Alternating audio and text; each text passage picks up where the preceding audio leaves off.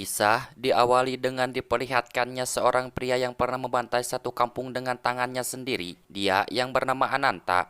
Akibat ulahnya itu, Ananta harus masuk penjara bahkan sampai divonis hukuman mati oleh negara.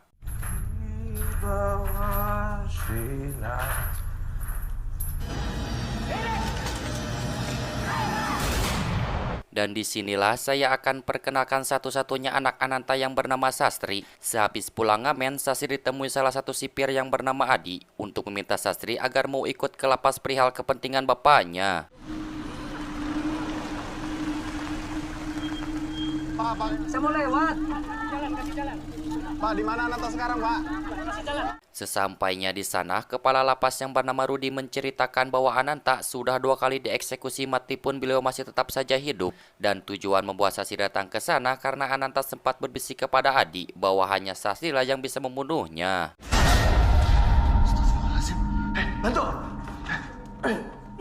Ya tentu saja Sastri pun harus mematangkan pikirannya untuk siap membunuh ayahnya sendiri. Namun tak selang lama seluruh penerangan yang ada di sana mendadak mati. Dan tak lama kemudian, tiba-tiba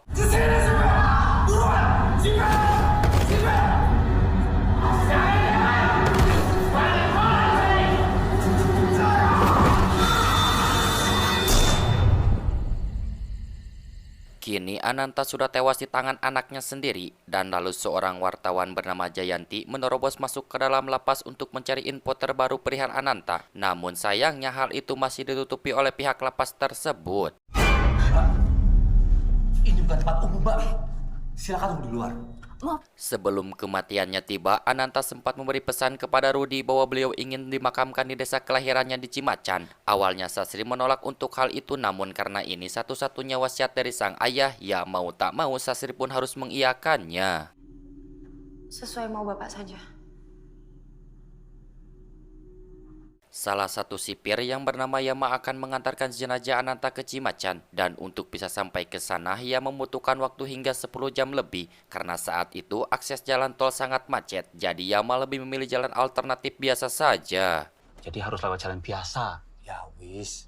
Yang penting alon-alon, Mak. Asal kelakon. Selamat jalan. Jayanti memiliki tekad yang kuat untuk menguak kasus Ananta yang memiliki ilmu hitam banaspati. Sesuai apa yang tertulis di majalah, jika si korban tidak dikuburkan di tanah kelahirannya, maka yang mati pun akan bangkit kembali. Cukup.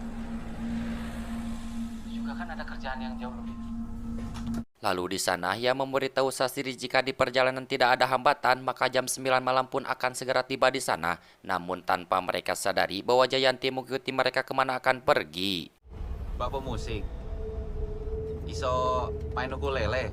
Seorang kakek yang sangat dihormati di Cimacan, lebih tepatnya kakak dari Ananta yang bernama Ki Endang, melihat Pak Lurah yang agak sedikit berbeda. Tetapi Ki Endang tidak diberitahu oleh Pak Lurah bahwa Ananta sudah meninggal. Bahkan pihak lapas pun sudah berkomunikasi dengan Pak Lurah agar segera menyiapkan liang lahat untuk Ananta. Nanta. Lalu Yama berhenti di salah satu warung yang ada toilet umumnya. Awalnya Yama tidak merasa curiga karena keadaan nampak baik-baik saja. Namun setelah mendengar suara tangisan seorang wanita dan tak lama kemudian, tiba-tiba Pergi! Dan jangan balik lagi! dan ya, ternyata itu hanya sebuah gubuk kosong yang sudah terbengkalai. Akibat hal itu, mereka pun telah mengetahui bahwa Jayanti akan terus mengikuti kemana mereka akan pergi. Kang Dirman tuh gak pernah mukul-mukul baru ini. Dan lalu di Cimacan, Ki Endang diberitahu salah satu warga konon katanya, setelah Pak Lurah menerima telepon dari pihak lapas, sikapnya berubah menjadi dingin. Bahkan sudah berani memukul istrinya sendiri. Tadi wartawan itu nanya, Sastri sendiri tidak terlalu percaya dengan ilmu banaspati yang dimiliki ayahnya. Mau seburuk apapun Ananta di mata orang lain, bagi Sastri dia adalah sosok yang sangat menyayangi anaknya. Lalu di sisi lain ada 3 anak kecil yang tak sengaja melihat Pak Lurah yang akan bunuh diri.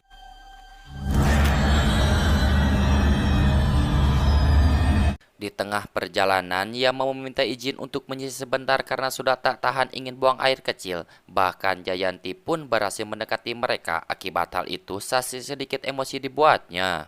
Kamu kira saya senang lihat bapak saya bunuh orang?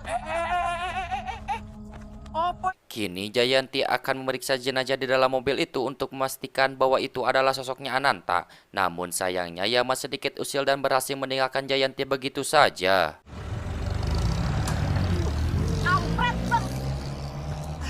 Di sisi lain, saat pengajian di rumahnya Pak Lurah, Ki Endang didatangi beberapa warga terkait penemuan ponsel milik Pak Lurah di tempat kejadian. Bagi warga sendiri, kematian Pak Lurah ada kaitannya dengan ilmu banaspati milik Ananta, sekaligus seluruh warga menolak terkait pemakamannya Ananta. Sepakat tidak menyetujui untuk penguburan jenazahnya Kang Nanta di kampung ini. Lalu Yama memberitahu Sastri bahwa dirinya akan mengambil jalan tikus agar menyingkatkan waktunya. Namun jalan tikus tersebut sangatlah angker dan tak lama kemudian mobil yang ditumpangi mereka mendadak mogok.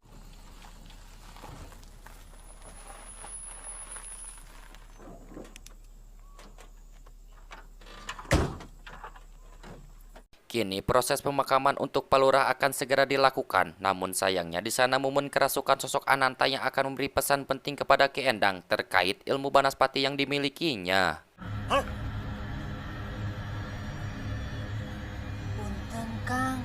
Tak lama kemudian ada dua orang pemuda yang lewat ke arah yang sama. Ya tentu saja Yama pun meminta bantuan kepada mereka. Namun saat mereka akan mendorong mobil tersebut, tiba-tiba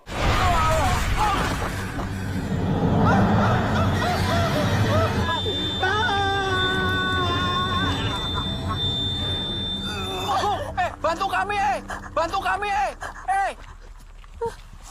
saat Sastri mulai pasrah akan hal itu, dengan anehnya mobil tersebut langsung menyala dengan sendirinya, hingga mereka berdua pun beranjak pergi agar bisa sampai tepat waktu. Tidak semudah yang dibayangkan, ternyata gangguan dari hal-hal goib pun masih terus berlanjut. Ada sinyal. Setelah itu Yama meminta Sastri untuk menunggu di mobil saja, selagi Yama akan mencari bantuan ke area terdekat.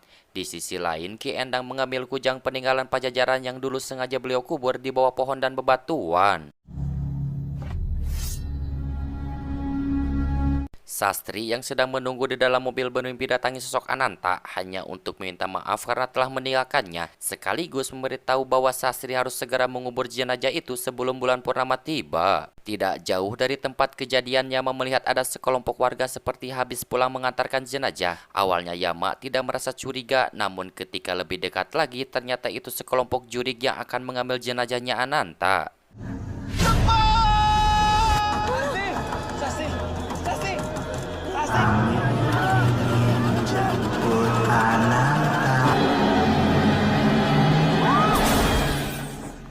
Kini mereka sudah bertemu kembali dengan Jayanti. Dikarenakan mobil jenazah sudah rusak, mereka pun bertukar mobil agar bisa segera pergi dari sana. Dan jika Jayanti telat beberapa menit saja, mungkin alur film ini akan sedikit berbeda.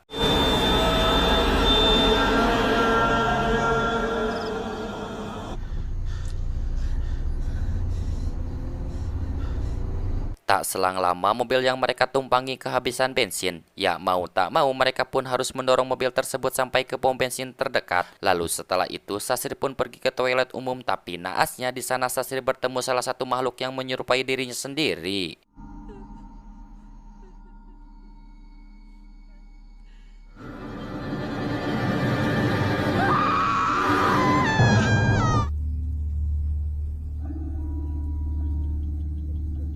Singkat cerita, setelah sampai di sana Ki Endang langsung menjelaskan bahwa warga sekitar menolak pemakamannya Ananta, bahkan beritahu mereka bahwa ilmu banaspati akan lebih kuat sewaktu bulan purnama, dan jika dalam waktu 24 jam tidak segera dimakamkan, maka banaspati akan bangkit kembali.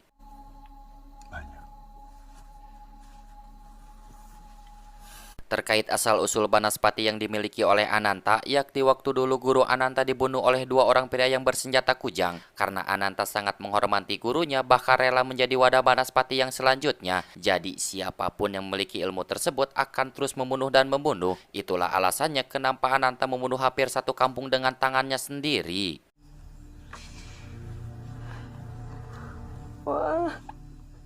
Tak lama kemudian, sekelompok warga datang ke rumah Ki Endang untuk menolak pemakaman itu. Namun saat warga akan membakar mayatnya Ananta, tiba-tiba mayat itu menghilang begitu saja. Akibat hal itu, Ki Endang menyuruh seluruh warga untuk pulang sekaligus meminta warga untuk menutup akses rumahnya masing-masing. Pulang. Padahal sebetulnya mayat Ananta dibawa oleh Sasri dengan alasan yang jelas bahwa Sasri ingin sekali mengubur jenazah ayahnya dengan layak. Namun sayangnya Ki Endang harus menyelesaikan dengan kujang tersebut. Tak lama kemudian gempa bumi bahkan Pak Lurah dan Banaspati pun bangkit kembali.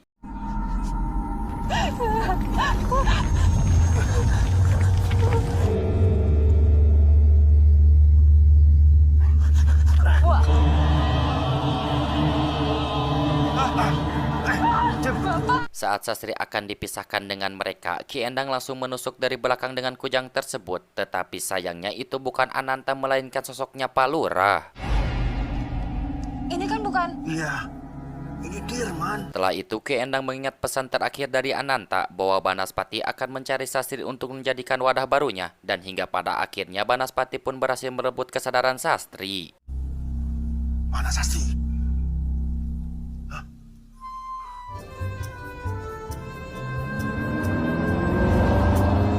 Tamat, saya Malpa mewakili orang yang sieun digigil judik izin pamit undur diri. See you next video.